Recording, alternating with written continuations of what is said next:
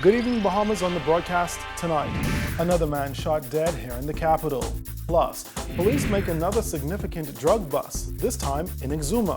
And hundreds in the Bain and Grantstown community get ready for back to school.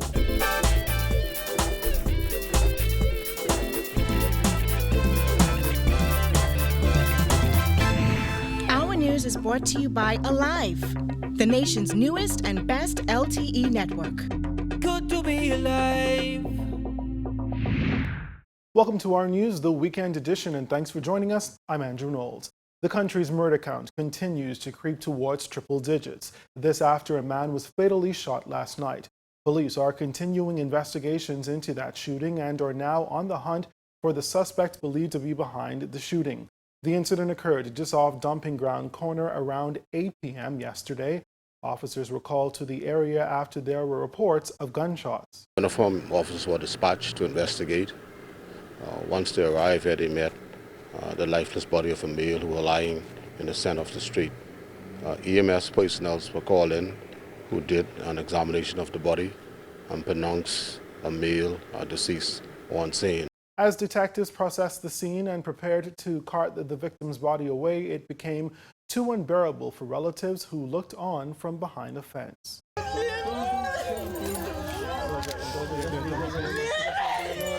Just leave her. Officer in charge of the Central Detective Unit, Chief Superintendent Solomon Cash, said at the time officers had no motive for this latest killing. He also could not confirm whether the victim, who is believed to be in his late 20s, is known to police.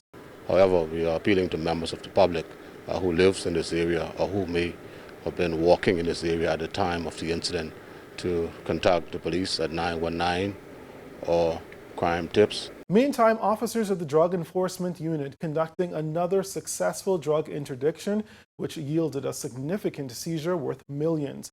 And now 2 Bahamian males are in custody.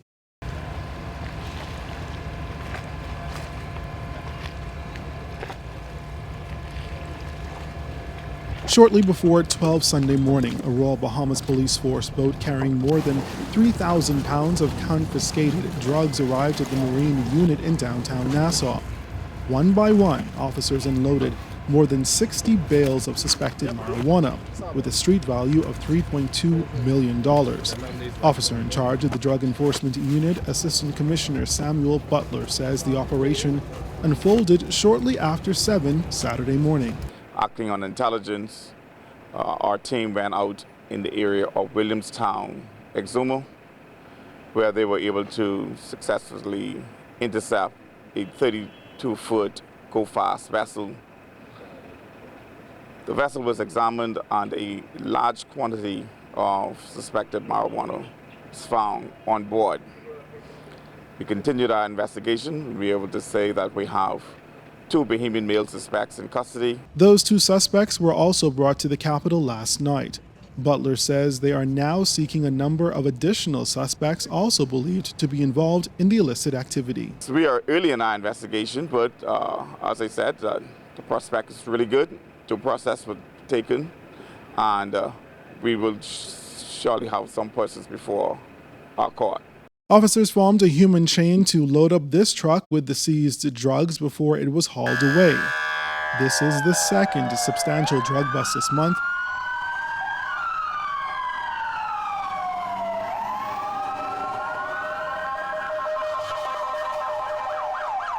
After officers of the Fresh Creek Andros Police Station uncovered a $3.2 million drug fine.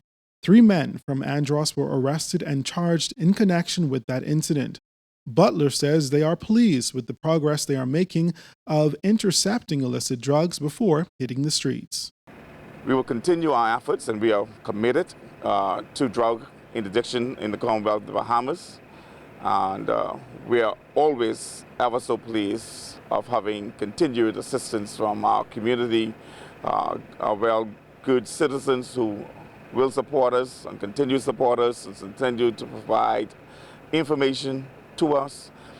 And we certainly will continue to act and respond upon it.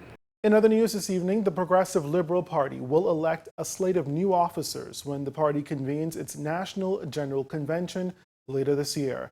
The convention is set for October 22nd through the 25th at the Melia Nassau Beach Resort. A statement released today said during this year's highly anticipated convention, the party will undergo an extensive assessment and begin the process of strategizing the way forward. The statement added that as party officials and supporters collectively analyze the post-election results and begin the process of strategic development, it is the convention committee's aim to focus on engaging discussions about rebuilding, strengthening its core values, and forging the way forward for the party.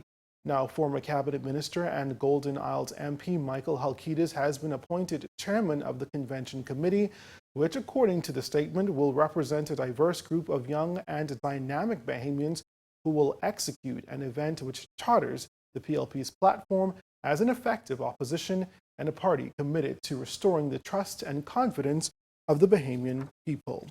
Well, former Progressive Liberal Party MP Leslie Miller says he is unimpressed with the Minnis administration's performance during its first 100 days in office. Jasmine Brown has his candid comments in this report. Miller says he believes the F&M administration is getting a rude awakening now that it is in the hot seat. Those who are in charge now are beginning to appreciate the enormity of trying to run the country. You know, talk is cheap, money buy land. You can say anything.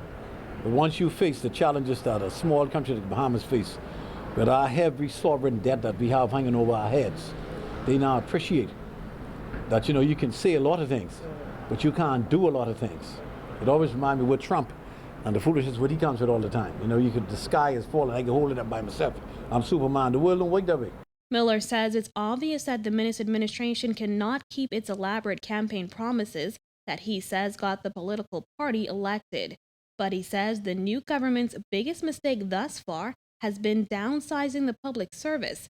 Miller says he views it as a callous move. People go through their daily lives doing the best that they can and hope that the government would pick up the slack and assist them in what they're trying to do. How do you send people home out of Freeport when people can't afford electricity in Freeport? They got trouble to pay rent and buy groceries. How do you let people go? Maybe that's because they're from one party.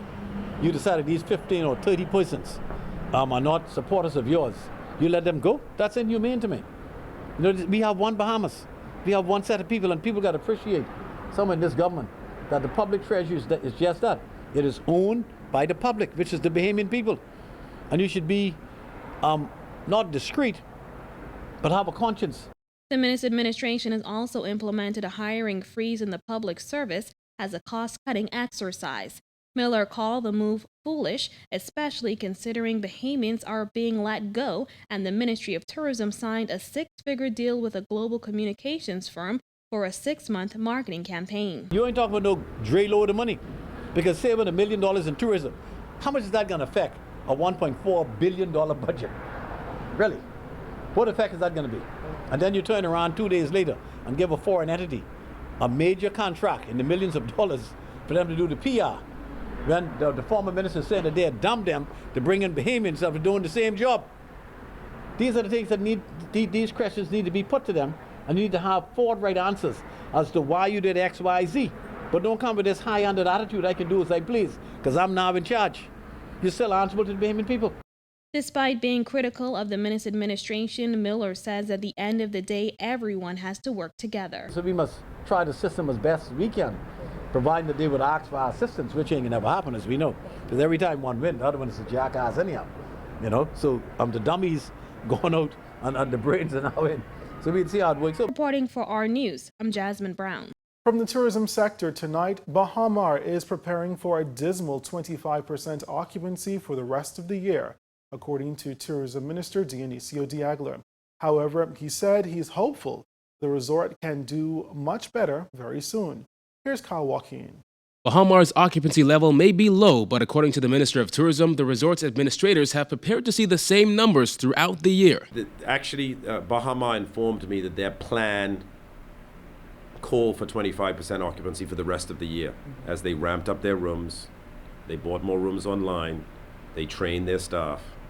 I'm hopeful that it can move a little bit faster, and I'm hopeful that they can increase their occupancies, because, you know, we need the GDP effect of that additional visitor stopovers and additional spend. With the resort now taking a phased opening approach and following a bankruptcy nightmare, Baha Mar has no doubt gotten off to a sluggish start.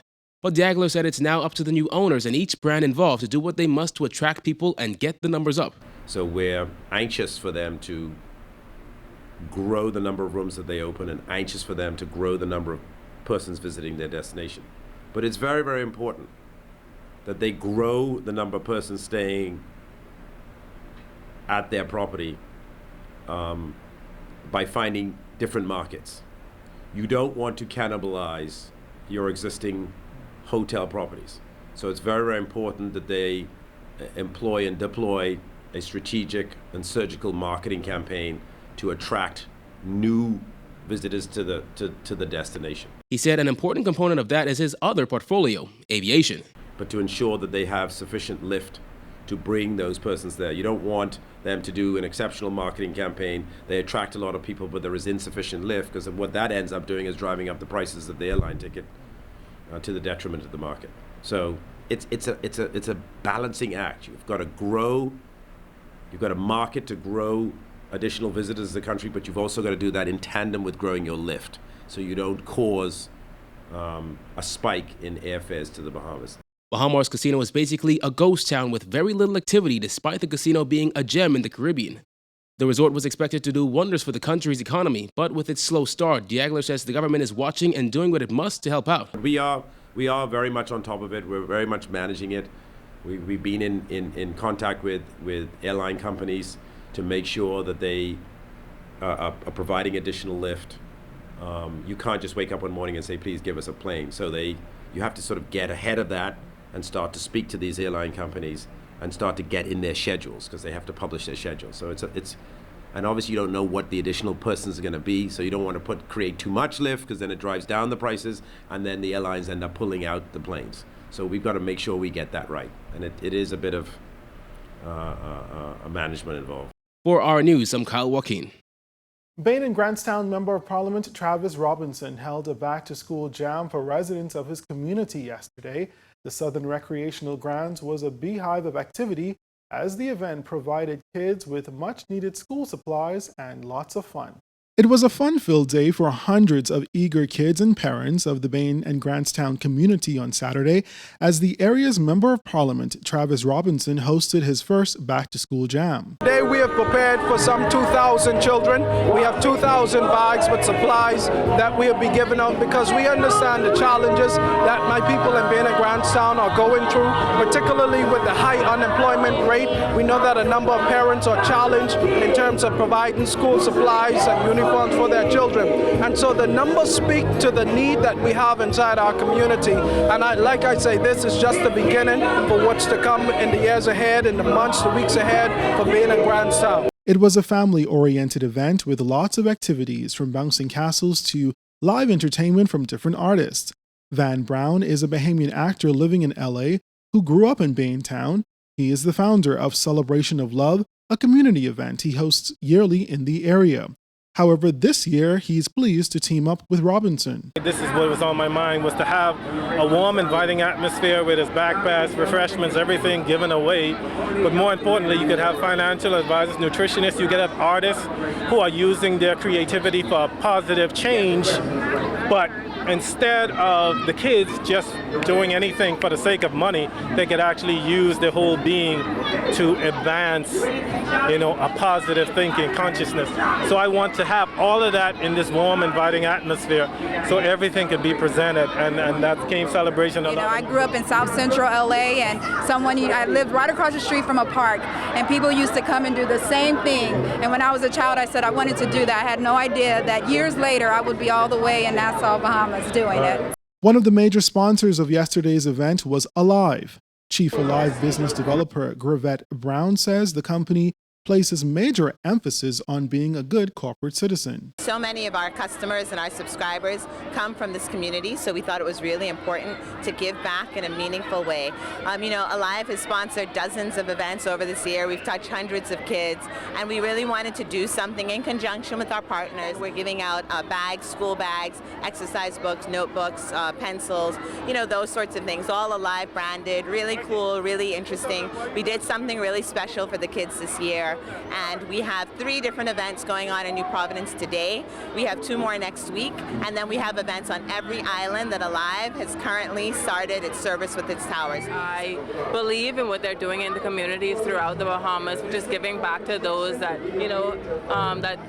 giving back to those who take part in the things that they're doing. Back to school now, it's a very hectic time for a lot of Bahamians. A lot of them don't have the means to buy a lot of things. So, just being here and being able to relieve just a little stress off of them, that makes me feel great. Also making a special appearance was Prime Minister Dr. Hubert Minnis, who commended Robinson on the event and the amount of corporate sponsors involved.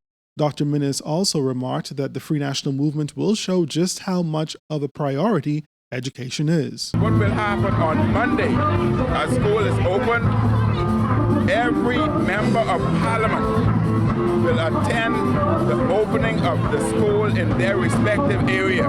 At 8:30, all ministers, every member of parliament will be at the school gates welcoming the parents and the teachers and the students, explaining to them how essential it is for them to attend school, and it shows the involvement and the sincerity of the FNM. Dr. Minnis said he will join Robinson at C.R. Walker, as they are both products of the institution. Well, we'll take a break here, but still ahead tonight. The former Angliston MP intends to toss her hat into the leadership race for the PLP. That story and more when our news returns.